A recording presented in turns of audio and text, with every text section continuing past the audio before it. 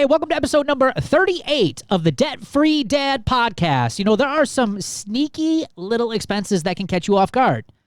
Now, we call them secondary expenses, and many people tend to forget or entirely overlook these expenses until it's too late. And then guess what? You're pulling out the old credit card to afford these expenses. Now, today we're going to talk about these, so when you make your next purchase, you've got a great plan. Stay tuned.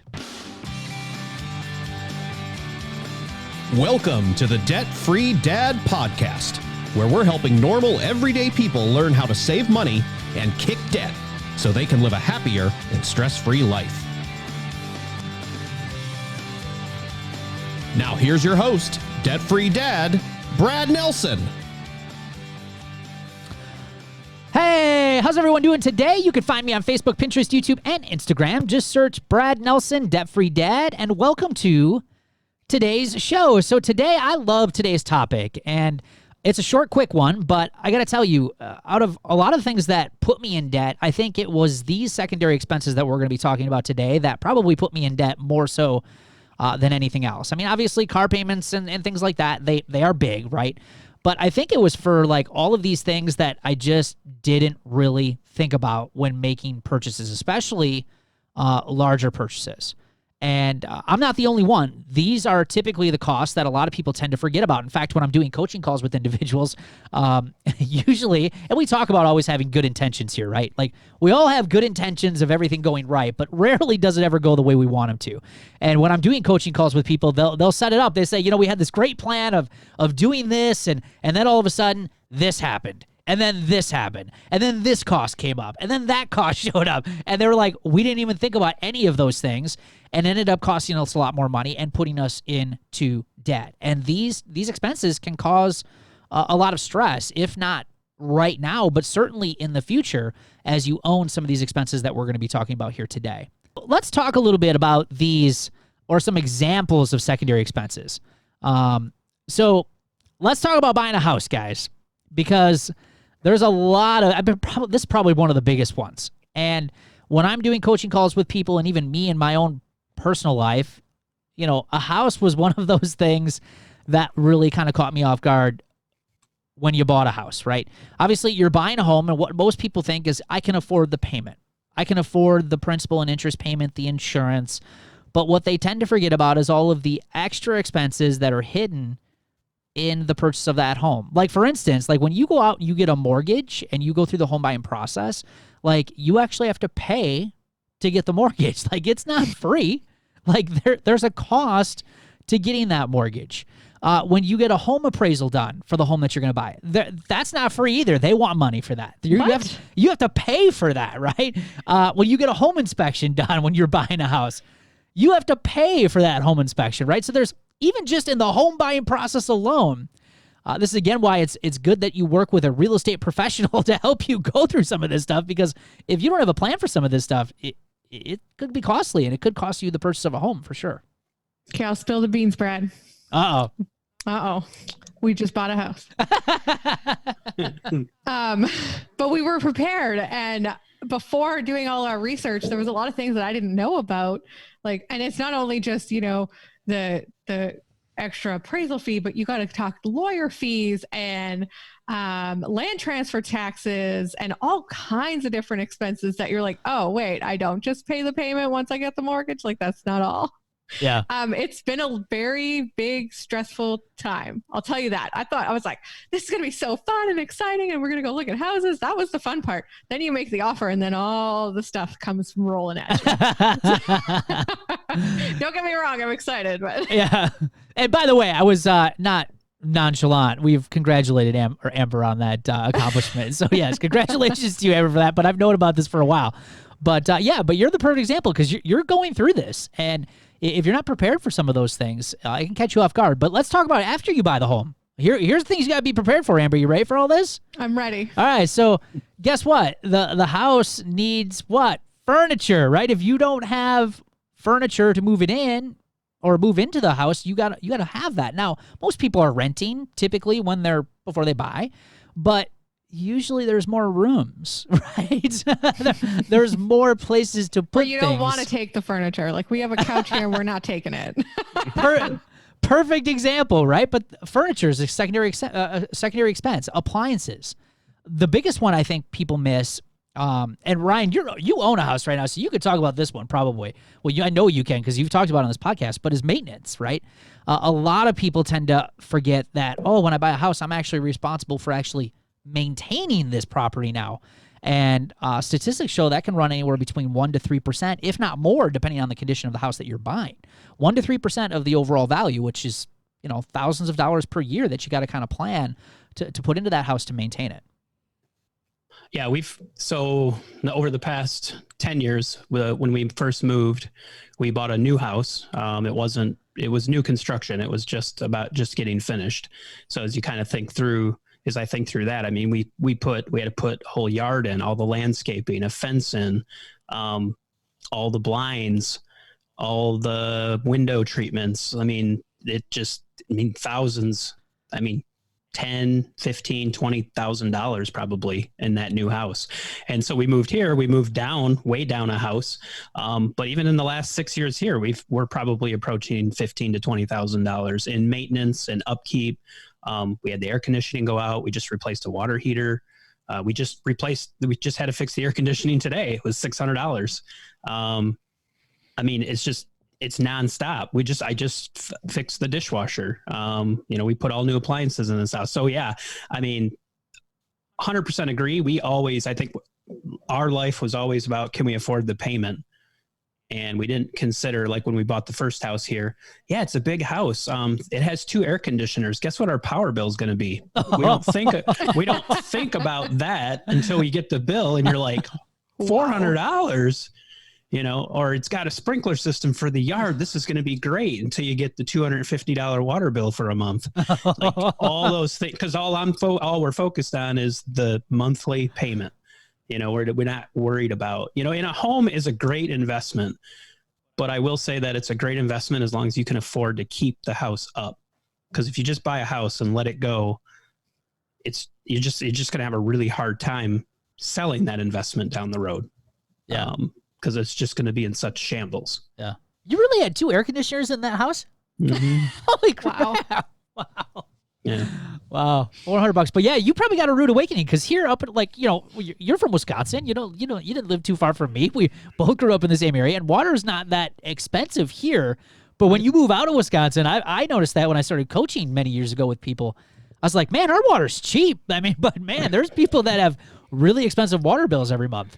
Right. Or you move from Wisconsin where, a hot summer day is 90 and then it's 80 the next day, and you move to a place where it's 92 every day for 4 months in a row. Yeah. Your AC bill isn't cheap. Yeah. Yeah, absolutely. So there's some examples of buying a house. One of the ones I want to hit on for secondary expenses is a camper. I love this subject. It's amazing to me how many people get into camping and they don't even use their camper. I can't tell you how many ads I've seen for people selling their camper where they say only used 3 times, only used 4 times, only used 6 times. And they're spending thousands and thousands of dollars on this along with interest.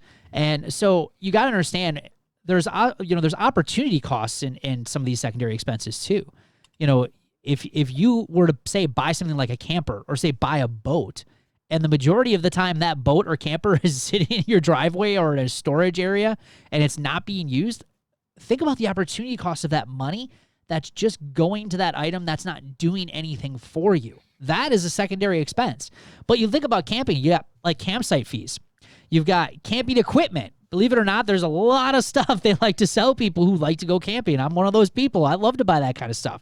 But you got storage for the camper itself, right? You've got maintenance, campers, boats. What's the old saying? Boat is about another 1,000, I think is the whole saying, right? Every time you kind of turn around, there's another expense of maintaining it.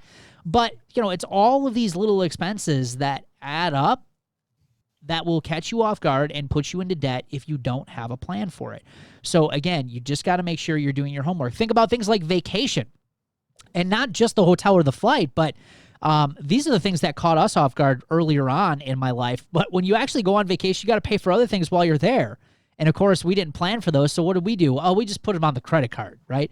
But things like food and drinks, activities, your tips, taxis. Tips got me every time. Yep. Every time. Oh my gosh, every time. I had to start budgeting that now ahead of time because I'm like, I know I'm going to tip these people. Why am I not putting that in my plan? Yep.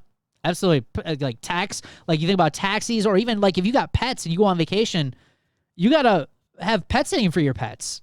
That could add on a big expense to your vacation bill just so you can have someone watch your pets if you don't have someone that can come over and watch them at your house for you.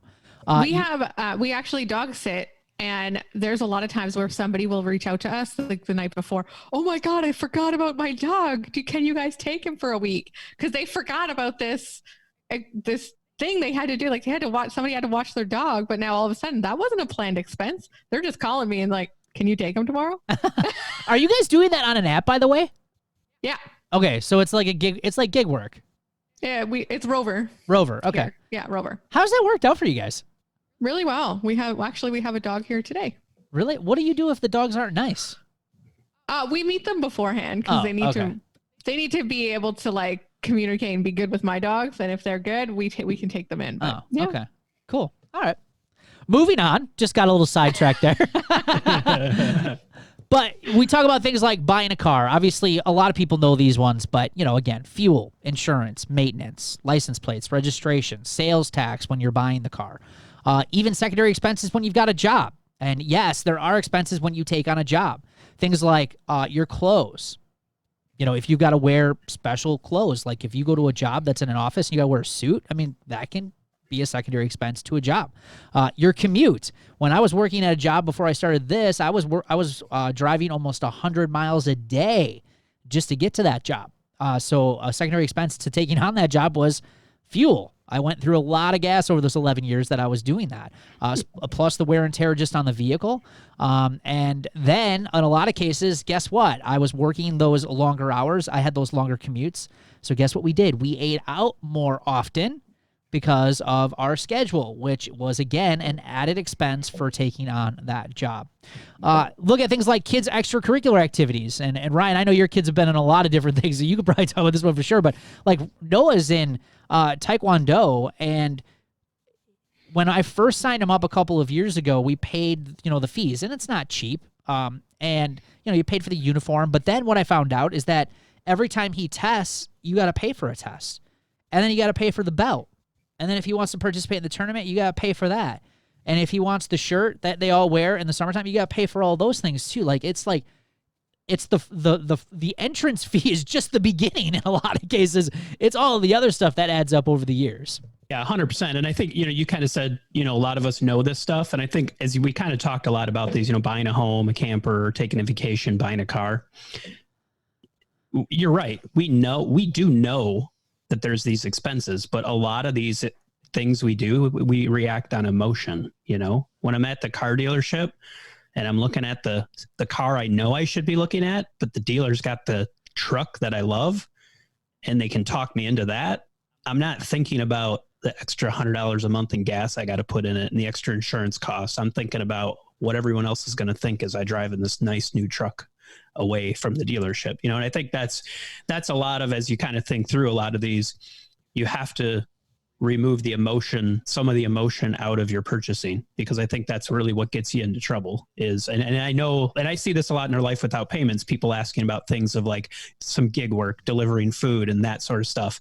And you got to kind of think through some of that before you buy some of those vehicles. If you bought a big, huge truck, that's not a great idea to try to go do gig work driving around, because you're not going to make very much money when you consider gas, wear and tear, and all this other stuff. So you got to just remove some of that emotion out to make sure you're trying to make that better decision. But all of these, same thing with extracurricular activities. We get emotionally wrapped up in our kids doing things. I didn't know a trumpet cost $1,600 until she needed one. And then I was like, what? The $400 one I bought you, what's wrong with that? Oh yeah, that's garbage. She can't use that. Like no clue, but yeah, we don't really think about some of that stuff. Yeah. I think kids in general are just one big giant secondary expense. Seriously.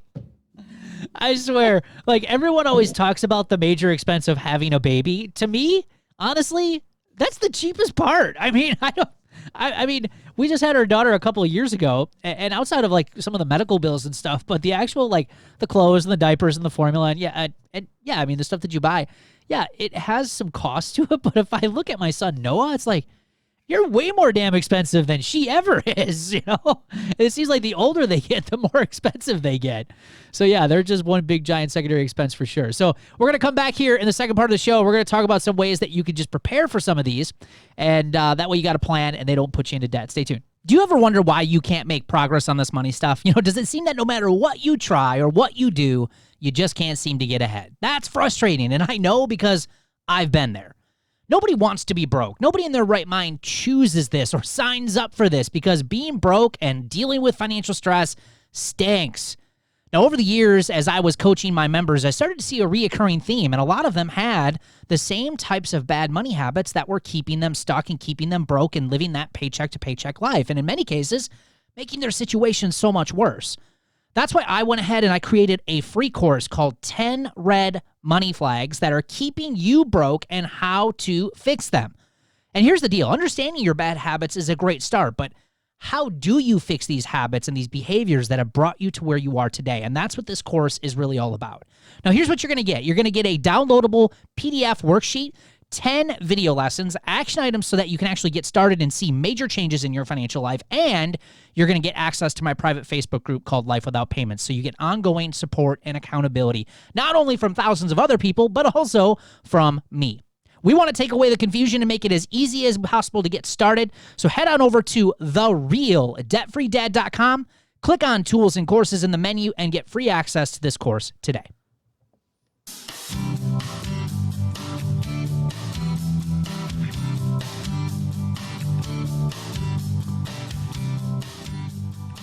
Hey guys, welcome back to the show. We're talking about secondary expenses, and these are the expenses that can bite after you make a purchase. And so the second part of the show, we just want to kind of talk about just some things that'll help you to really kind of look at your purchases a little bit deeper. And I think the first area that we got to look at, and this just kind of comes for every purchase that you make, but you really want to look at opportunity costs.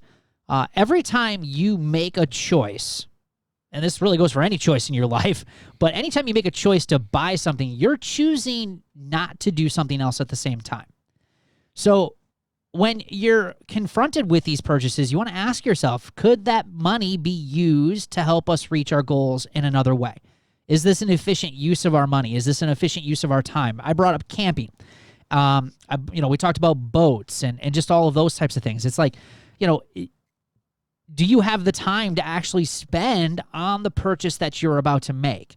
Or is it just those few little trips or those few times out on the lake that have got you hooked? And, the rest of the time, that vehicle or that boat just kind of sits in storage. So you really want to consider this and consider these opportunity costs and understand that, when you do make that choice, you are choosing not to do something else. So you really want to consider all of your options, not just that one option that's got your attention. This is really hard when you, especially if you're kind of in the middle of debt and kind of this lifestyle is, I just lived in the moment, and I think when you talk about every time you make a choice, you're choosing not to do something else. That resonates now with me a lot because I understand. But at the time, I wasn't thinking a week ahead of where I was currently at. I was just thinking of, I want the car now, or I want the boat today. And 6 months from now, when my daughter needed the $1,600 trumpet, I'd worry about it then. Yeah. I'm not worrying about what she needs 6 months from now. I think a lot of this goes into goal setting and really kind of, like you said, thinking through your purchases a little bit and like, what is your life? What are you trying to accomplish here? And does this thing that you're going to buy fit in with that? Because you 100%, if you're going to buy a boat, like you said, you camp, you love camping, you use it. But if like timeshare people do awesome at getting you in your emotionally state of you're on vacation. You should just buy this and you could come here all the time. And so many people do, and they realize they never use it because they never have time. I think you're right. Short-term and long-term goal setting is critical when it comes to good financial plans. Yeah, no question about it. It prevented us from spending a ton of money the last couple of years because we were just so focused on having that down payment for the house that we want to buy. So we gave up on we're like, we don't really need that new TV this time. We'll use the one with the line going through it. We're fine. Right. Yeah, and I think, it takes a while to get to that mindset. It's not an overnight thing. But Ryan, you're right. I mean, I think we're, maybe talking more like future pacing. Like, what does this look like 6 months from now or 3 months from now after we've bought this thing? Like, how much are we actually going to use whatever it is that we're considering on purchasing? So how else can you start preparing for some of these costs? Well, we probably talk about this we do. It's a broken record here is you got to have a budget and just understand really what you can afford, and not only afford financially, but what you can afford to spend time-wise as well. And really take time to consider your purchases and really do your homework and ask a lot of questions. It's so easy, and Ryan, you hit on this, it's so easy to get emotionally involved in the purchase, and you tend to take the smarts out of the whole deal. And that's a bad plan. That's one of the reasons why we offer the suggestion of waiting 24 hours. And if it's a big purchase, like some of these bigger ones we're talking about, like a house for sure, or a car, or a boat, or an RV, or some of these big things, I recommend waiting at least 30 days to make sure that whatever it is that you're getting yourself into, you can handle it, not only financially, but just from a scheduling and a time aspect as well. And we kind of listed a lot of the secondary expenses. Don't look at it from the payment standpoint. There's a lot of things you can afford if you're looking at it just from the payment standpoint. You got to look at it from the whole picture.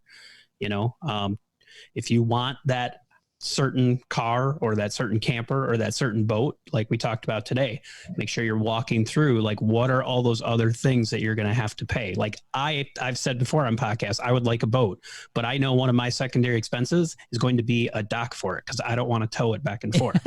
So I 100% know that is like going to be a couple $100 a month. So, $2,400 a year probably to have it docked somewhere. And that's not just 1 year, that's every year. So in 5 years, that's 10 grand. So there's some of that where it's like, oh, do I really want a boat? I don't know. That's a lot of money just to keep it somewhere. It is. Yep. And the same thing. It's like camping. Same thing. We spend, for our permanent site, because we went to a permanent site just because it was easier with kids. And same thing, like Ryan said, I didn't want to tow my camper all over the place. Like, I wanted to just go, have it set up, and be able to enjoy it and hang out. And so we went to more of a permanent site, and that's, like $3,300 a year that we got to spend to have a permanent site. And so when we made the decision to do that, we said, hey, if we're going to do this, we're going to spend time on there. And we've been there every weekend. And as we're recording this, it's about mid-August.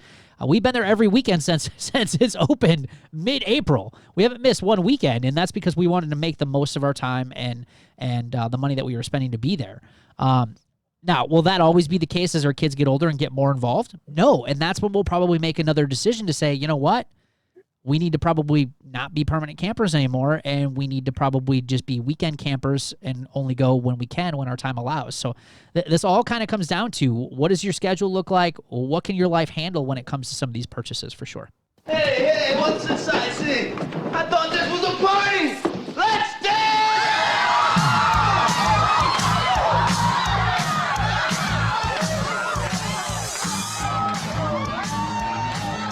All right, that sound means it's time for the celebrations of the show. And today we're going to kick it off with Jess Frazier. Jess says, I paid off $3,334.63 in debt just this week. I also had an emergency that cost me $1,057, which I was actually prepared for and didn't have to go into panic mode, which is what we're all about here on this show. She says, it hurt shelling out that money, but that just means I have to work on rebuilding my emergency fund. But yeah, guess what else it means? You didn't go further into debt. And that's why those emergency funds are so important. Great job. Kira Love says we were able to put $3,500 in the bank towards our Forever House Fund. Awesome. Congratulations to Kira. And as I said, they were just on our show a couple of podcast episodes ago, and they are now working on buying their first house with cash as well. So great for them. Amanda Rose, I have paid off over $1,000 in debt since June, saved $1,000 in the emergency fund, and have almost $3,000 saved up to get a car by my birthday. That is impressive. Amanda, I mean, check that out since June. So June, July, I mean, that's less than 3 months. Paid off $1,000, built her emergency fund, $3,000 saved for a car. That's amazing progress. Great job. Vanasu Robin Haynes, we are still being successful when it comes to not eating out. Congratulations. Added more than $200 to our emergency fund and paid $750 down on debt. Awesome. Great job. Shannon Thompson says, sticking to my budget, did not pay to eat out this week. Awesome. Way to go, Shannon. And Alex Velez canceled 3 subscriptions and paid towards my credit card and paid off a loan in full. Wow. Great wins, Alex. Congratulations to you. And congratulations to all of you who are working so hard to reach financial freedom. Hey, thanks for hanging out with us here today. We love your feedback, and it also helps us grow our YouTube show. So please give us a like or leave us some honest feedback. And if you want the latest from the show, be sure to hit that notification bell and subscribe to our channel. And if you heard that commercial for my free course, 10 financial red flags that are keeping you broke and how to fix them during the show, head over to therealdebtfreedad.com, click on tools and courses, and sign up today. We will see you on an upcoming show. Take care.